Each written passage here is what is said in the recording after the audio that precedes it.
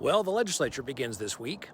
I'm Todd Myers, VP for Research at the Washington Policy Center, and this is the legislative update for the first week of session.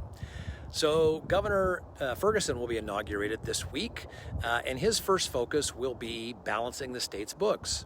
Governor Inslee left the state with a big budget gap of about $12 billion between what he wanted to spend and tax revenue. In his press conference last week, Ferguson said his first priority would be to find ways to cut spending rather than raise taxes. Now that's good news, and there are many areas where the state can cut wasteful spending, including reducing the amount of administration at schools and eliminating many of the wasteful programs that do nothing to reduce CO2 emissions. The first major bill being heard in the legislature is a proposal to impose rent control.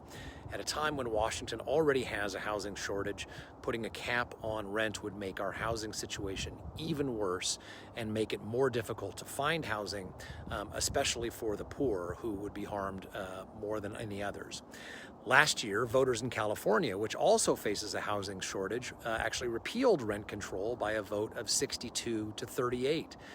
WPC's small business researcher Mark Harmsworth will be sharing research showing the damage that is done by rent control elsewhere.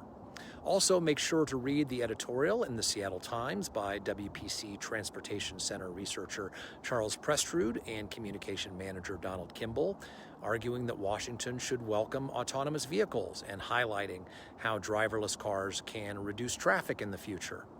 Finally, visit washingtonpolicy.org to read agricultural researcher Pam Lewison's blog about a proposal to exempt sales of farm equipment from sales taxes, as 48 other states already do. This will be an extremely meaningful legislative session, and WPC will be there, advocating for market solutions to reduce the cost of living, make transportation better, improve education, and help make Washington a better place to live.